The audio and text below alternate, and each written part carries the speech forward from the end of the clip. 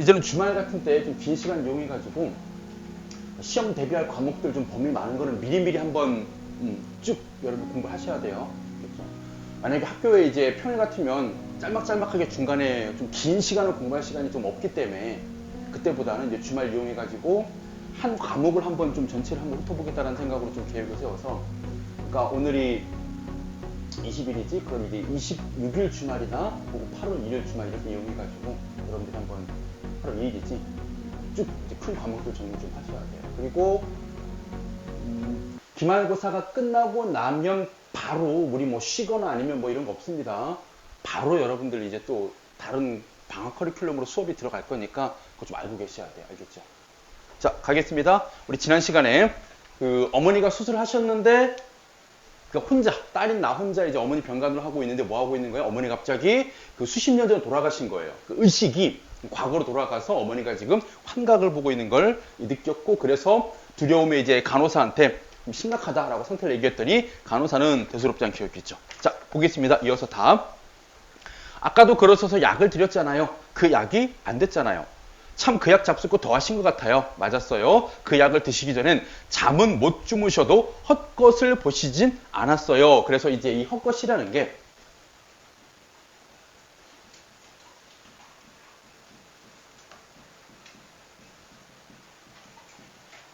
자, 내가 인식하고 있는 현재 어머니 상태이자 중요한 건 뭐냐면 내가 생각하는 이 헛것의 원인은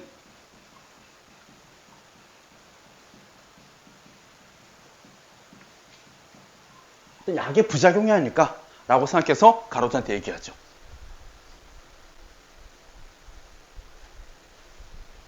자, 이런 걱정에 그럴 리 없겠지만 혹 그 약의 부작용이라도 별일은 없을 테니 안심하세요. 지금 간호사 뭐 하고 있는 겁니까? 끝까지 뭐 큰일 없을 것이다, 별일 없을 것이다 라고 안심을 시킵니다. 임상시험 결과 가장 부작용이 없는 걸로 알려진 신경안정제를 투약했을 뿐이니까요. 이것보다 더 큰 별일이 어디 있어요? 이 더 큰 별일은 바로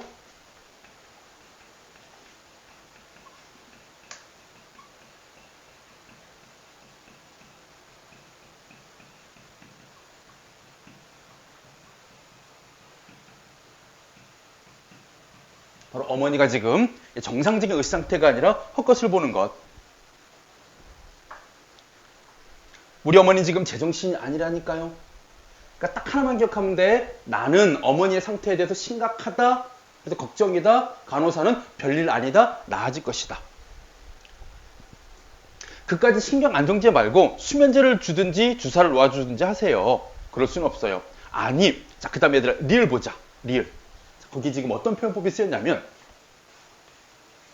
아니, 이 큰 병원에서, 자, 이 병원이 어떤 병원이냐면, 일단 큰 병원이야. 대형 종합병원이고, 별의별 수술 다 하는 병원입니다. 이런 식으로 뭐 하고 있는 거냐면, 그 대상에 대해서 칭찬을 먼저 해요. 끌어올리는.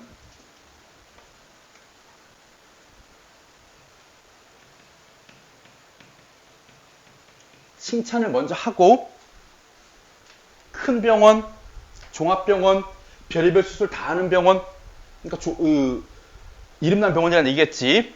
이런 병원에서 그 잠 못 자 고생하는 환자 잠도 못 재워준 데서 말이 됩니까? 이렇게 뭐 하고 있는 겁니까? 조롱을 나중에 하죠.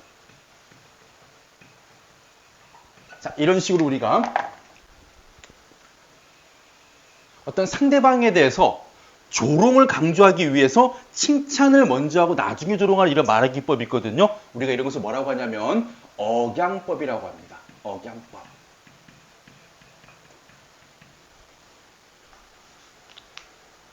보통 의도는 뭐냐면 상대를 칭찬하기보다는 조롱하려는 의도가 커요. 그러니까 조롱의 효과를 극대화하기 위해서 뭐 이런 경우가 있잖아. 상대방한테 예를 들어가지고 뭐 좀 몸이 허약한 애를 조롱하기 위해서 너는 이렇게 키도 크고 호대도 멀쩡한데 칭찬을 먼저 해놓고 왜 이렇게 몸이 비실비실이야? 왜 이렇게 약골이야? 얘기하면 그 후반부에 있는 내용이 더 강해지는 거예요. 그러니까 칭찬을 먼저 하고 조롱을 나중에 하는 이 억양법이 참고로 이제 관련지어서 작품이 나올 수 있거든요. 예전에 고구려 시대에 을지문덕 장군의 여수장 우중문시라는 한시가 있습니다. 여수장 우중문시.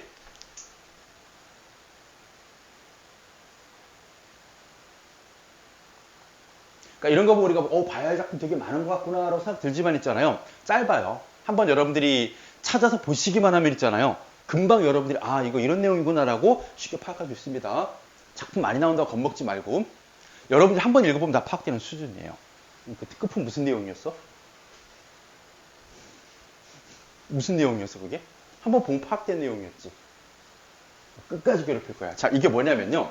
그 고구려에 수나라가 쳐들어와. 그러자 이제 을지문덕 장군이 저렇게 많은 병사들 우리 고구려군이 1대1로 붙어가지고 못 이기겠다 해가지고 유인을 합니다. 살수란 곳으로 유인을 해서 우리 살수대첩이라고 들어봤지. 그때 그 수나라 장수 이름 손바닥에 쓰고 가는 거.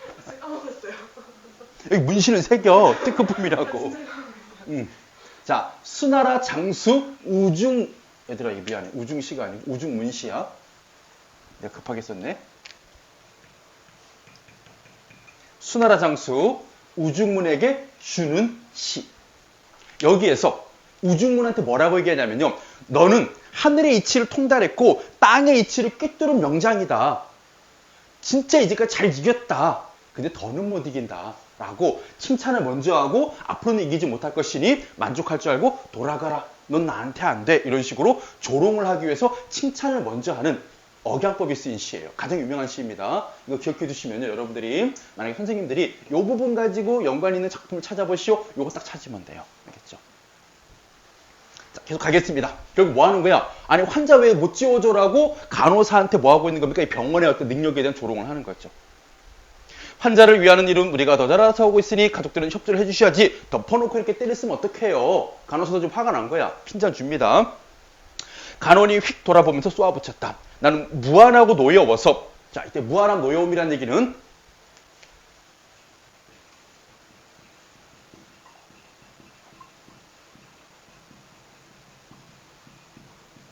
자, 나의 심리가 제시되고 있고 무안함, 노여움.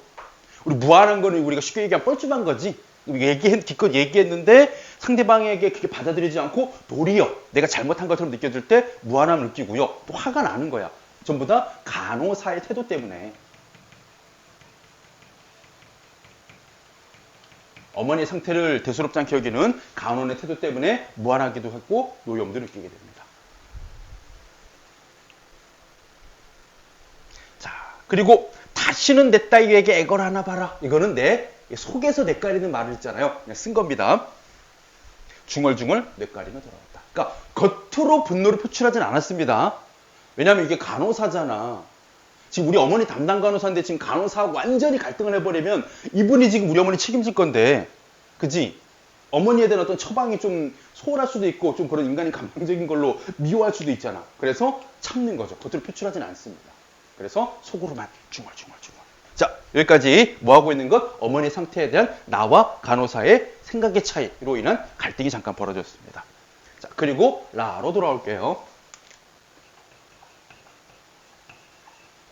자, 어머니는 지금 병실에서 뭐하고 계실까? 계속 헛것 보고 있는 중이야. 자, 아직도 빨래를 덜 개켰는지 허공에서 규칙적인 손들림을 계속하고 있는 어머니의 손이 벼란간. 자, 이런 거.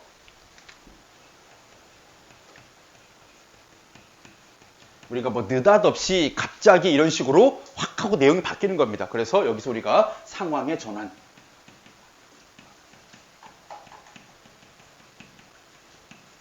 자, 이제까지는 단순하게 어머니가 뭐하고 있는 겁니까? 헛것을 보는 중 빨래를 개키는 행동을 하고 있었잖아요. 근데 이 빨래를 개키는 일에서 무언가 다른 일로 상황이 바뀌고 있음을 알려주는 벼란간. 갑자기 느닷없이. 어머니는 나를 향해 두 손바닥을 보이며 방어의 자세를 취했다. 이 방어의 자세는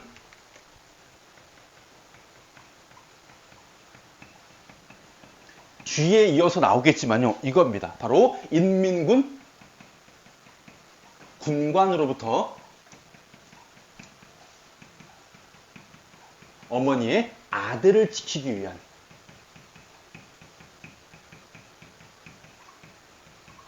그런 행위로 방어의 자세를 취하죠.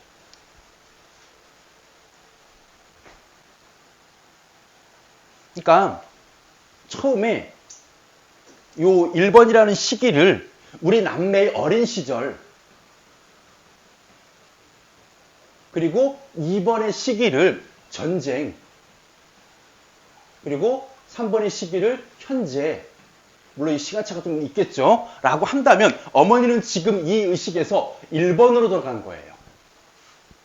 우리 남매가 아주 어렸을 때로 들어간 거거든. 어머니 혼자서 키우던 때. 그럼 그 다음부터 뭐 하냐면 시간이 이렇게 순차적으로 흘러가 버리는 거야. 그럼 어머니는 이 전쟁 때 어머니의 아들을 잃었던 그 아픈 기억을 다시 또 겪게 되는 거예요. 그러니까 실제로 어머니의 현실에서 한번 겪었고 지금 이 환각 속에서 또 한 번 겪게 되는 거예요. 아들이 인민군 군관에게 이렇게 죽임을 당하는 일을 2번 겪게 되는 일이 이 사건이 벌어지게 되는 것이죠. 이 사건이 벌어진 거예요. 이 어린 시절 빨래를 겨는 상황에서 무엇으로 아들이 인민군 군관에게 죽임을 당한 사건. 참고로 총 맞고 바로 죽는 게 아니고요. 그러니까 좀 직접적으로 죽이지 않고 다른 데 여러 군데 총을 쏴서 총상을 입혀놓고 좀 며칠간 아프다가 죽습니다. 오빠가.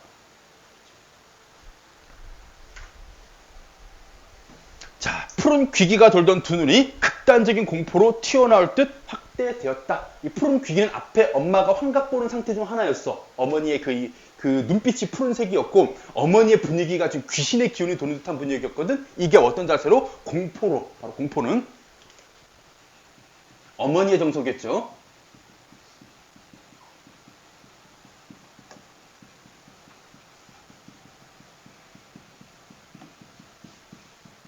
바로 아들의 죽음을 앞둔 상황에서 어머니가 느끼는 감정, 공포. 참고로 오빠가 왜 인민군 군관에게 죽임을 당할까요? 그죠, 탈영을 했죠. 그러니까 서울에 남아 있었기 때문에 먼저 일단 북한군이 들어와서 거기에 있는 젊은 남자들을 다 징집해 가죠. 그래서 의용군을 데리고 가요. 그런데 중요한 건 뭐냐면 오빠는 목숨을 건지기 위해서 탈영을 하거든요. 그래서 다시 집으로 돌아옵니다. 그래서 우리 가족은 옛날 살던 그 달동네 가서 산동네 가서 숨어 지내고 있는 거였지. 근데 인민군 군관이 지나가다가 찾아낸 거야. 그리고 이 집안에 남자가 누가 있냐라고 해서 오빠를 찾아내는 이야기죠. 계속 가보겠습니다. 왜 그래 엄마? 나는 덩달아 무서움에 떨며 어머니한테로 달려갔다. 어머니의 발이 내 목을 가보며 용을 쓰는 바람에 나는 숨이 칵 막혔다. 굉장한 힘이었다.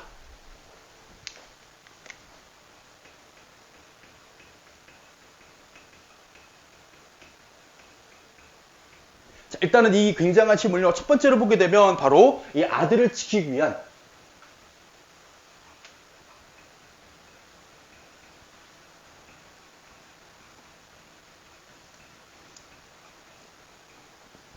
이거 발음 특이하다 얘들아. 요거 단어.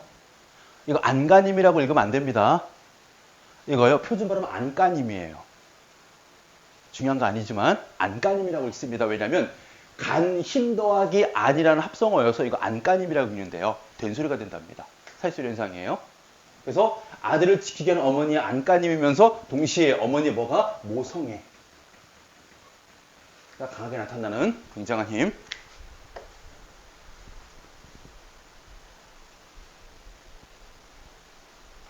자, 숨이 막혀 허덕이는 나의 귓전에 어머니는 지옥의 목소리처럼 공포에 질린 소리로 속삭였다. 그놈이 또 왔다. 중요하죠, 그놈.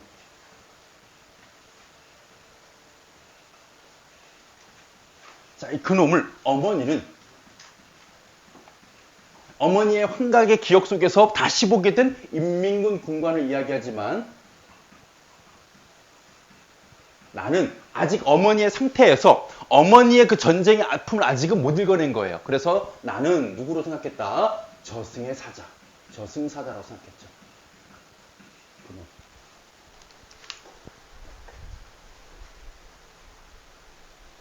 하나님 맙소사 그놈이 또 왔어.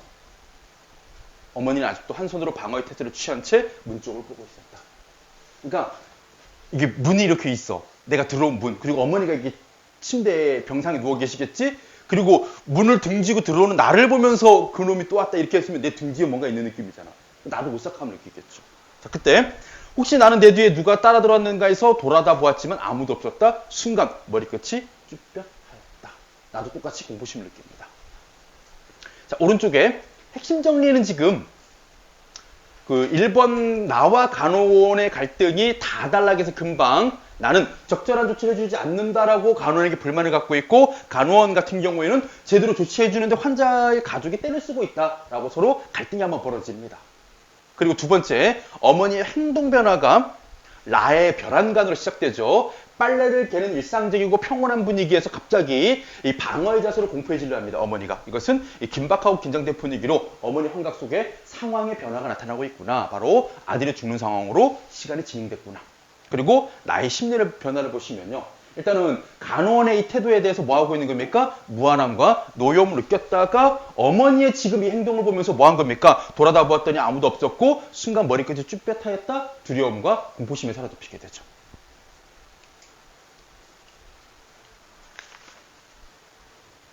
자, 넘어가 보겠습니다.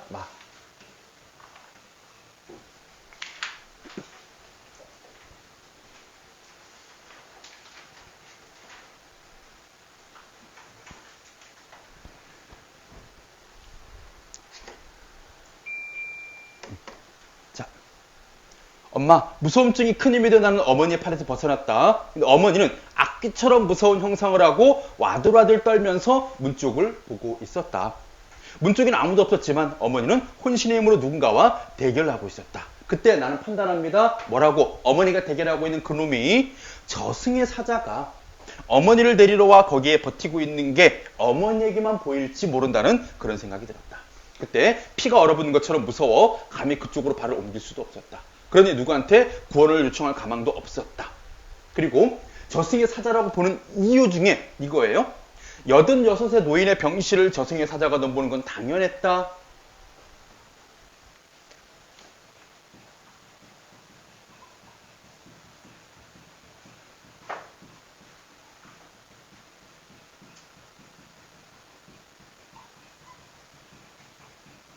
자, 일단 나의 판단입니다. 어머니가 보고 있는 것은 저승의 사자일 것이다. 그리고 그것인 이유. 자, 어머니는 지금 이 병원에서 최고령, 가장 나이가 많으면서 환자 중에서, 그리고 지금 큰 수술 직후예요. 아, 어머니가 지금 돌아가시려고 하는구나.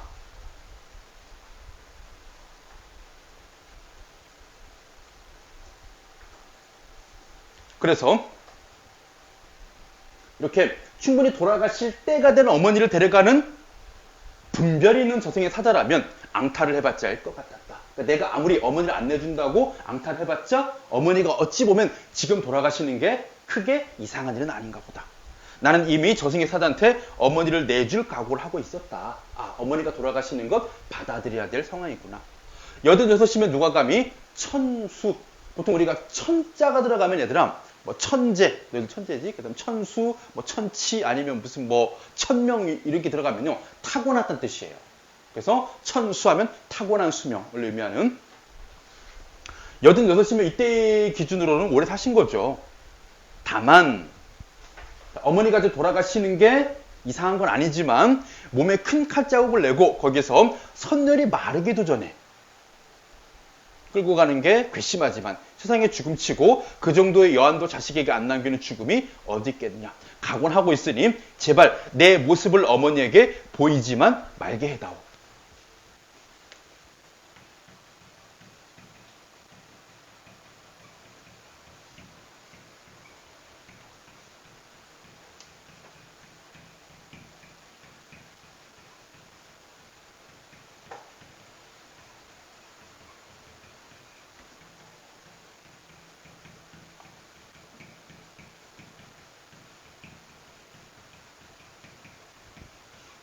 그러니까 자식된 도리로 이거야. 너의 모습을 보이지 말고 어머니가 돌아가시게 해다오라는 얘기는 어머니가 돌아가실 때 큰 공포나 어떤 심적 고통 없이 그냥 편안하게 돌아가실 바라는 마음.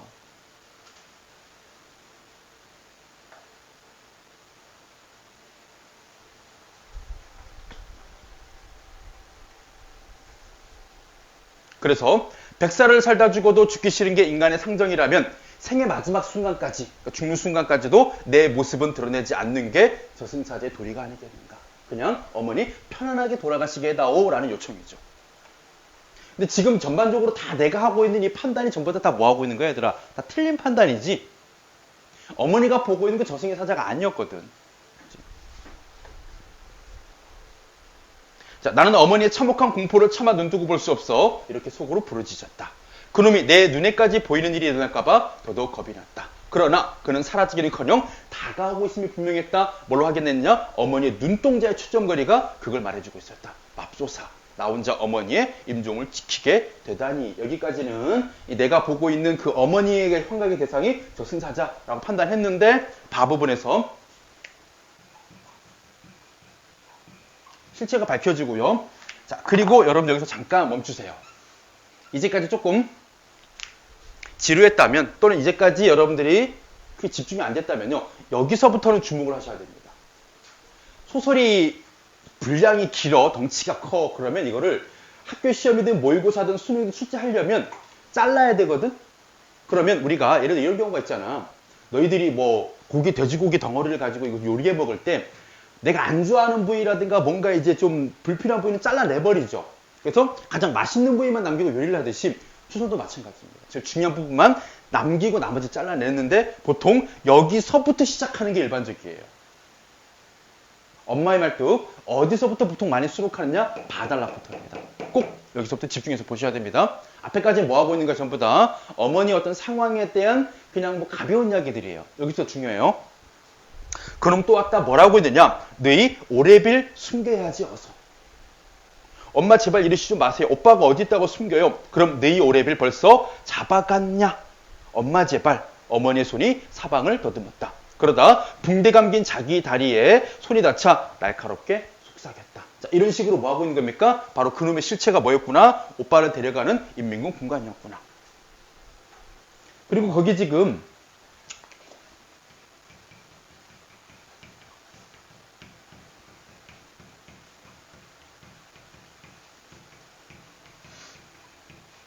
예전에 이거 문법 문제 한번 출제된 적이 있었어요. 당황하지 마시고요. 어머니가 지금 붕대 감긴 자기의 다리 이런 표현 썼거든요. 이거 어머니 다리입니다. 근데 중요한 건 뭐냐면 딸인 내가 지금 어머니의 다리를 자기 다리라고 표현했어요. 그러면 여기에 사용된 이 자기라는 이 대명사는요. 높임 표현에 맞지 않는 표현을 쓴 겁니다. 적절하게 고쳐봐라. 뭐라고 써야 될까요? 그냥 당신이라고 바꿔야 됩니다. 참고로 여기 있는 자기는요. 재규대명사입니다.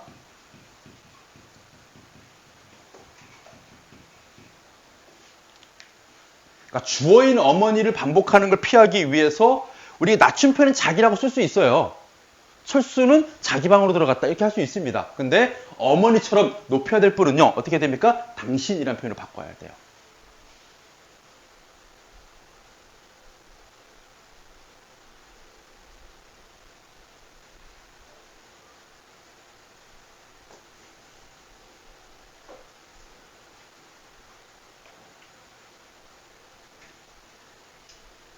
그리고 여기서 중요한 건 뭐였습니까, 여러분들? 바로 너희 오래빌 벌써 잡아갔냐?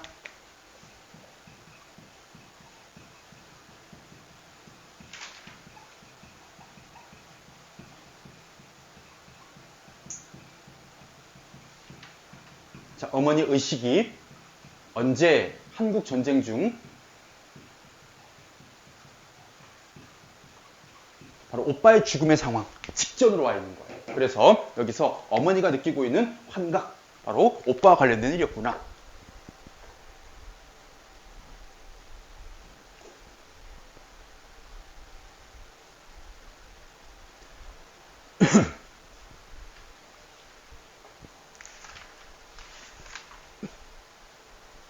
자, 3번 핵심 정리 3번만 볼게요. 자, 어머니가 보고 있는 새로운 환각은 결국 너희 오래빌 숨겨야지, 너희 오래빌 벌써 잡아갔냐를 통해서 한국 전쟁 당시 인민군 군관이 집에 찾아왔을 때의 상황, 오빠가 죽기 직전의 상황으로 돌아가 있는 겁니다. 넘어갈게요. 4.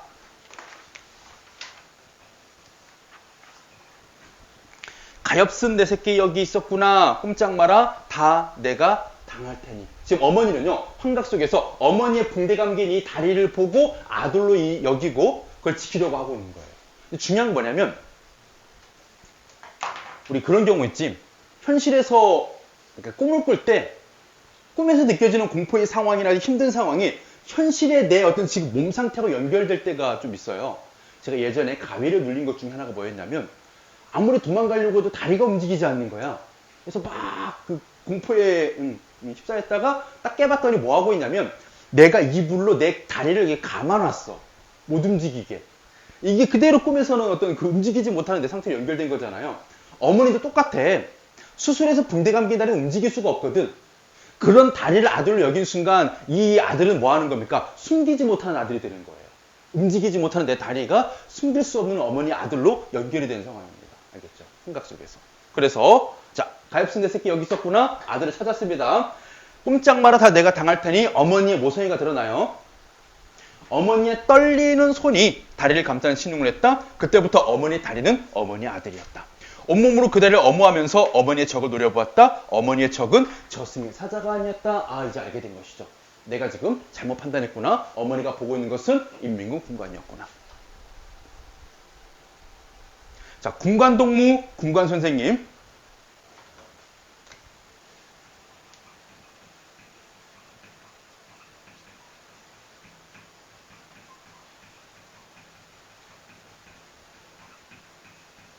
자, 인민군 군관을 부를 때요. 동무라고도 불렀지만 선생님이라고도 불렀거든요. 높여 부릅니다. 이렇게 누군가를 부르는 말을 호칭어라고 해요. 근데 지금 호칭어에서 상대를 높이는 표현이 사용됐어. 뭐 하기 위해서 이렇게 높였을까요? 상대의 비위를 맞추기 위한.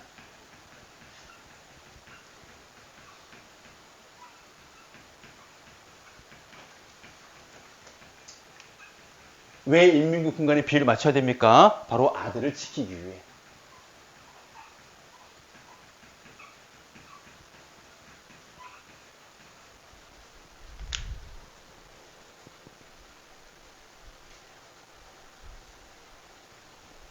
우리 집엔 여자들만 산다니까요. 아들을 지키기 위한 거짓말하죠.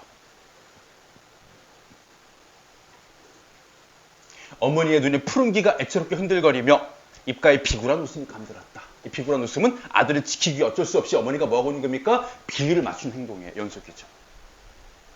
그래서 나는 어머니가 환각으로 보고 있는 게 무엇이라는 걸 알아차렸다. 아들을 죽인 군관. 가엾은 어머니, 차라리 저승의 사자를 보시는 게 나았을 것을. 여기 얘들아 밑줄 긋자. 가엾은 어머니부터.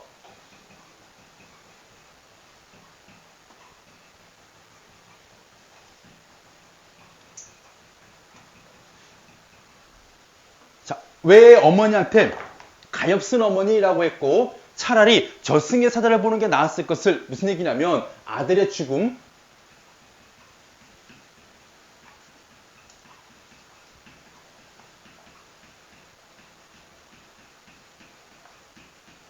어머니는 지금 뭐 하게 됐습니까? 두 번 겪는 고통을 갖게 된 거예요. 예전에 한 번 죽었던 아들이 다시 의식 속에 또 죽는 겁니다. 이 고통이 뭐보다 크다? 어머니가 저승의 사자를 보는 것, 즉 돌아가시는 고통보다 더 클 것이다. 그만큼 어머니에게 뭐예요? 아들의 죽음은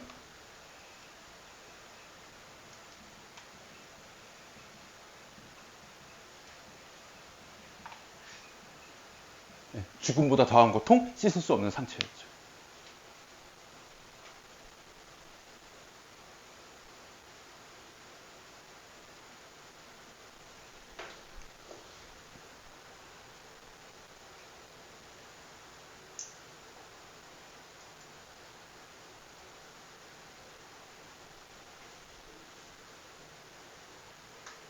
자, 어머니는 그 다리를 어디다 숨기려는지 몸부림쳤다. 그러나 어머니의 다리는 요지부동이었다.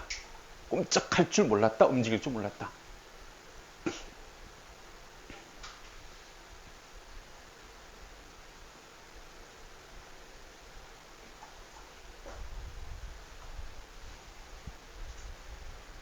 자, 군관나으리 우리 집엔 여자들만 산다니까요. 찾아보실 곳도 없다니까요. 군관나으리. 그러나 절체절명의 위기가 어머니에게 육박해오고 있음을 난들 어쩌랴. 공포와 아직도 한가닥 기대를 건 어머니의 비굴.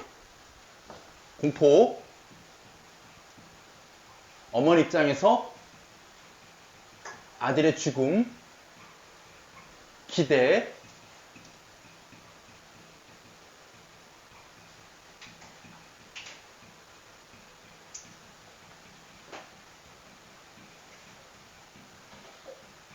아들을 살릴 수 있다는 생각. 그러면 지금 어머니는 과거로 돌아가되 뭐 한 거야? 어머니의 기억 속에서 아들이 죽었다는 건 지금 잊혀진 상태인 거예요. 그냥 아예 의식 자체가 오빠가 죽기 전으로 돌아가 버렸기 때문에 살릴 수 있다는 기대감을 예전처럼 또 갖고 있는 겁니다. 만약에 어머니가 지금 정상적인 현재의 의식 상태라면 이렇게 했겠죠. 우리 아들 죽었는데? 하고 끝났겠죠. 근데 그게 아니라 완벽하게 오빠가 죽기 직전으로 의식이 돌아가 있기 때문에 공포와 기대를 동시에 갖고 있습니다.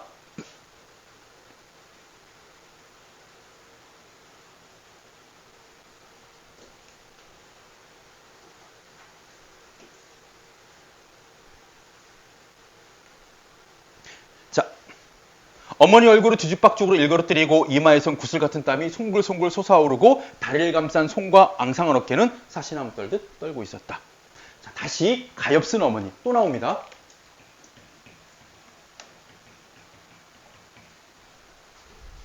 하나도 무심하시지 차라리 죽게 하시지 그 몹쓸 일을 두 번 겪게 하시다니. 자, 이 부분 여기 위하고 똑같아요. 똑같이 가엾은 어머니 시작하죠. 그대로 내려오면 됩니다. 내려오되 어머니가 돌아가시는 고통보다도 아들의 죽음을 두 번 겪는 고통이 더 크다를 보여주는 또 다른 부분이면서 여기서 중요한 건 이겁니다. 바로 나는 서술자가 뭐 하고 있는 거야? 지금 어머니 이 상태를 보면서 그로 인해 겪게 되는 나의 심리가 나오고 있는 것이죠. 뭐 하고 있는 거야? 아들을 잃은 고통을 다시 한번 겪는 그런 어머니에 대한 안타까운 마음.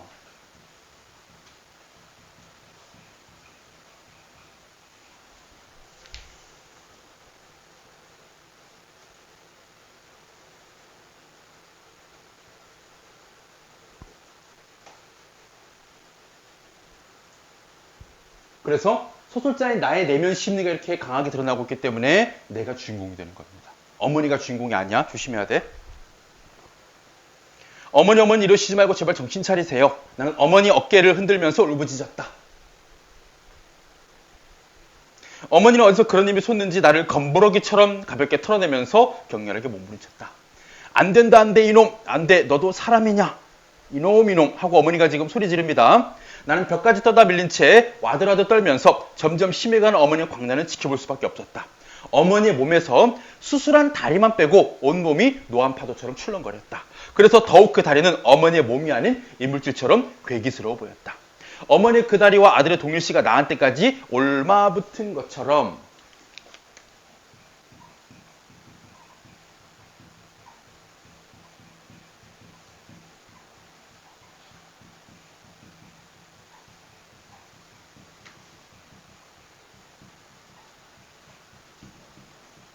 어머니의 공포와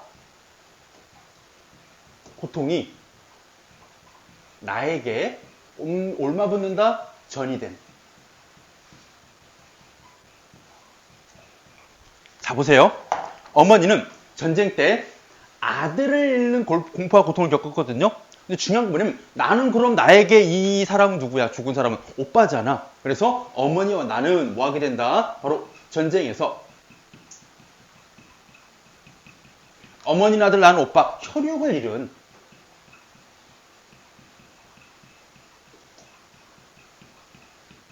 고통을 함께 겪은 존재이기 때문에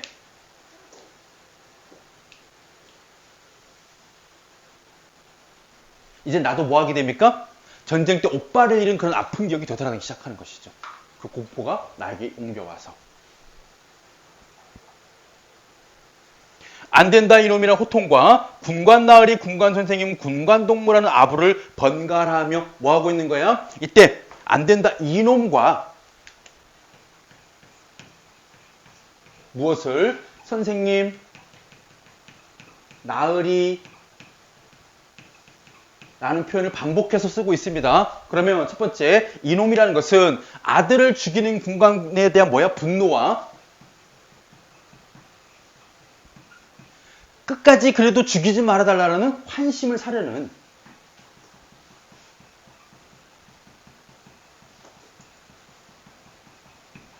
심리가 공존하고 있는 어머니의 호칭어.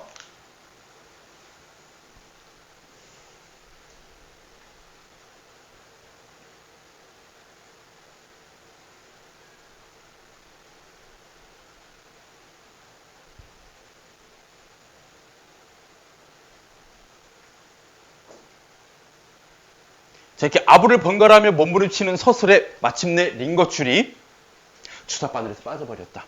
혈관은 꽂힌 채인 주사바늘을 통해 피가 역류해 환자복과 시트를 점점 물들였다. 피를 보자. 이것도 일치하는 부분이죠. 피를 보자. 현실에서 어머니의 지금 주사바늘에서 솟는 피가요. 이 의식 속에서는 환각 속에서 뭐로 보이는 걸까? 오빠의 죽음, 아들의 죽음.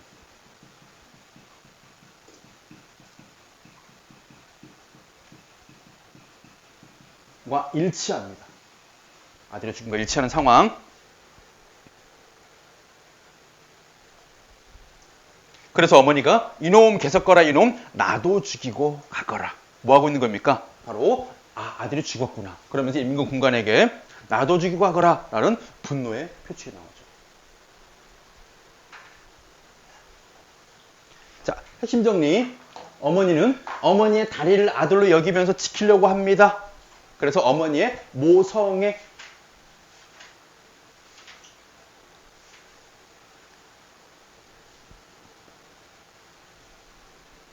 그리고 환각 속 장면은 시간 순서대로 전개되고 있죠.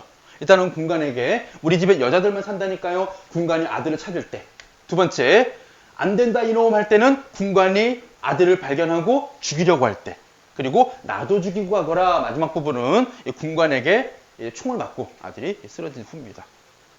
호칭에 담긴 심리 보세요. 일단은 나으리 선생님이라고 부를 때는 뭐 하고 보는 겁니까? 바로 환심을 사서라도 아들을 지키려는 어떤 절박한 심리가 담겨 있고 이놈 하고 부르는 부분에서는 군관을 비속하게 이르는 말, 이 놈이라고 비속어죠. 그래서 아들을 죽음으로 몰고 간 군관에 대한 분노 혹은 적개심이 담겨 있다. 조금 더 넘어가겠습니다.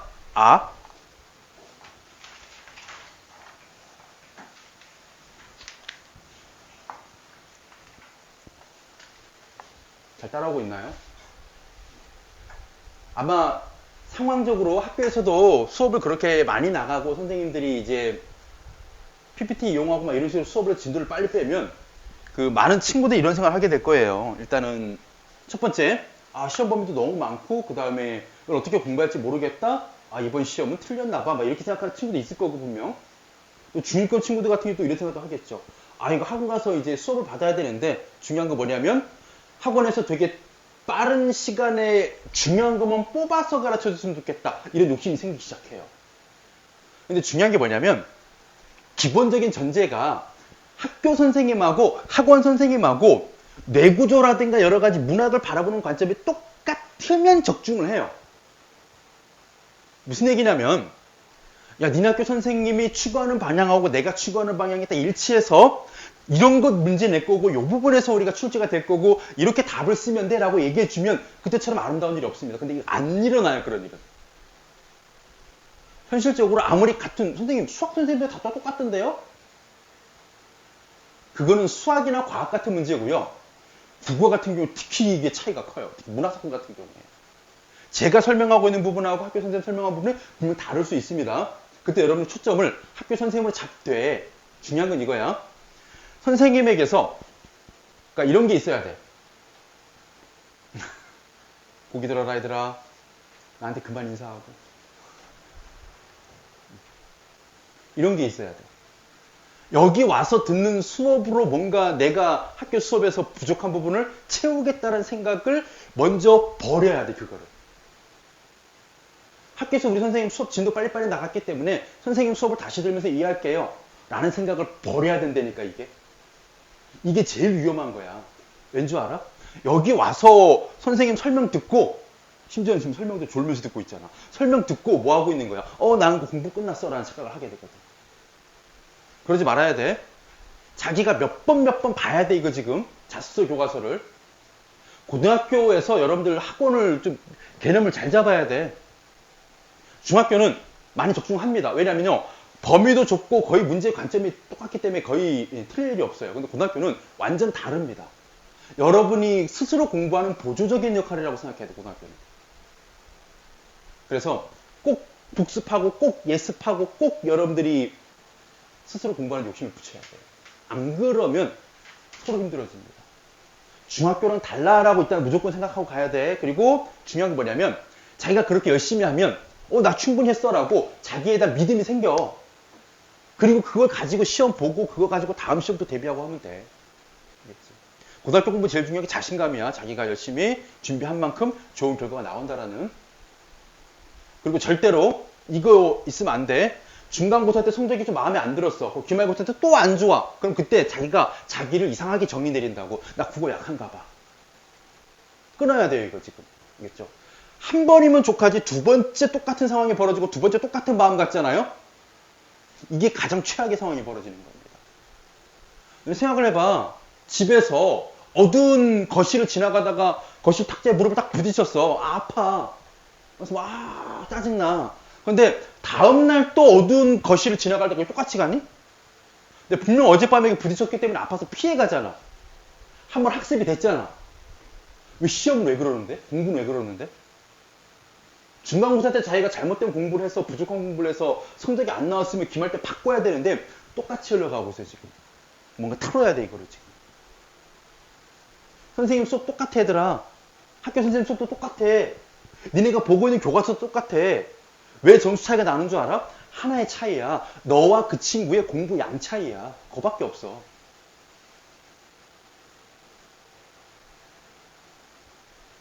부디 힘내시고요. 부디 집중하세요, 지금. 일부러 좀 수업 멈추는 이유가 뭐냐면 지금 너무 지금 습관적으로 졸고 있어. 이곳에만 오면. 습관적으로 지금 멍 때리고 있다는 얘기는 뭐냐면 내 몸을 내가 쉬고 있는 거야, 지금. 내가 내 잠드는 상황으로 끌고 가는 거야, 나를. 졸린 상황으로. 우리가 뭔가 문제를 풀다가 막혀. 고민하기 싫어. 답보고. 똑같은 거야. 이런 습관부터 버려야 되더라. 졸려. 그럼 일단은 졸고. 이거부터 깨야 된다니까. 내가 내 잠을 깨울 수 있잖아. 수업 시간에 불편해하지 말고 목 스트레칭 하고 물 마시고 오고 선생님 좀 세수하고 올게요 하고 이렇게 버텨내야지. 자꾸 이게 되면 이것도 습관 된다 얘들아. 제일 무서운 습관이 조는 습관이야. 선생님이 내가 고2 때 저쪽 학교 있었을 때 가르치던 애가 오전 10시만 되면 자는 애가 있었거든. 딴 때도 아니야. 오전 10시부터 점심까지 자는 애야. 3, 4교시가 무슨 수업인지 기억을 애가 1년 동안 못한 애야. 정말 지나가다가 깨우고 복도에서 깨우고 쉬는 시간에 깨우고 다 해봐도 애가 못 일어나. 그 시간만 되면 애가 하염없이 졸리대. 습관된 거야, 중학교 때부터. 그 애가 잘 들으세요. 언제 만났냐면요. 애가 수능을 망쳤어요. 그래서 왜 수능보다 졸아서. 선생님 설마 수능보다 졸겠으면 좁니다. 왜? 3년 동안 이게 갖춰진 습관이어서 수능 때 졸아서 애가 재수했대요. 그 재수하러 수능 보러 오는 그 수험 고사실에 제가 2교시 감독관으로 수능 감독관으로 들어간 거예요. 만난 거야. 3년 만에 제자랑 조우한 거야. 이 재수반에 그 재수생 지금 수능 고사생이 와 있는 거예요. 일단은 눈인사 말합니다. 얘가 무덕하고. 그러고 나서 이 2교시 수학 시간이 시작돼요. 이게 10시부터 시작돼요. 얘가 지금 작년에 이 시간에 졸아서 재수했거든. 또 졸아, 얘들아. 거짓말 아니야. 뻥 아니야. 또 졸아, 얘가. 한 페이지 더 넘기더니 그 다음에 딱 두 번째 페이지 그 5번 문제부터 시작하다가 이래. 지금 니네 눈처럼 막 셔터를 내리고 폐업 준비야 지금 애가. 인생 폐업 준비 중. 이런 일이 벌어진다니까. 못 이겨. 그게 습관이 돼버리면 못 이겨.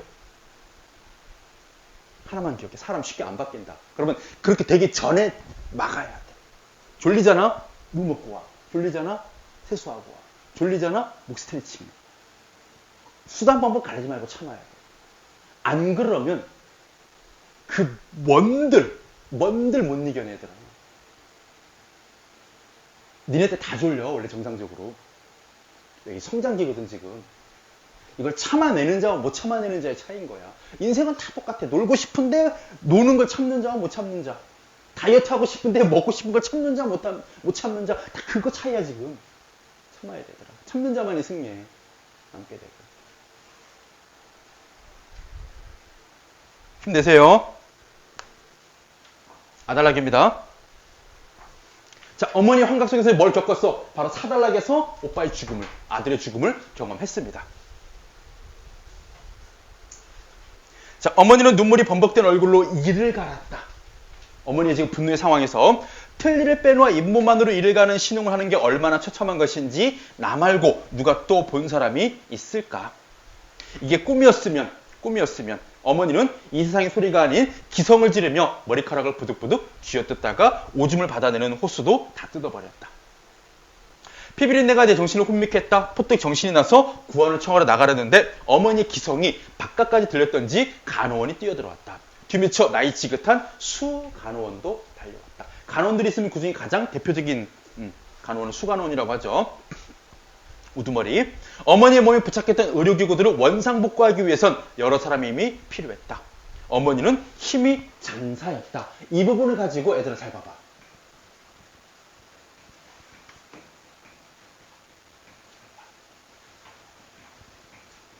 원래 장사라고 하면 힘이 강한 남성, 혹은 옛날에 우리 씨름할 때 천하장사 이런 사람 얘기하거든요. 실제로 어머니는 여든이 넘는 고령이거든. 힘이 장사할 리가 없지. 그럼 이때 힘이 장사했다는 뭘 보여주는 겁니까? 어머니가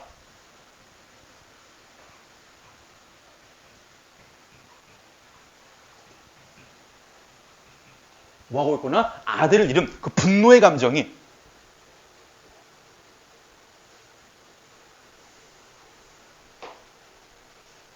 뭐하고 있는 겁니까? 어머니의 이 비정상적인 힘으로.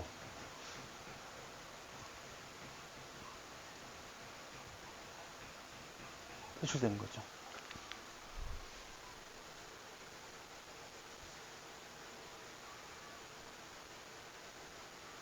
예전에 그 의학 박사 중에 황수관 박사라고요.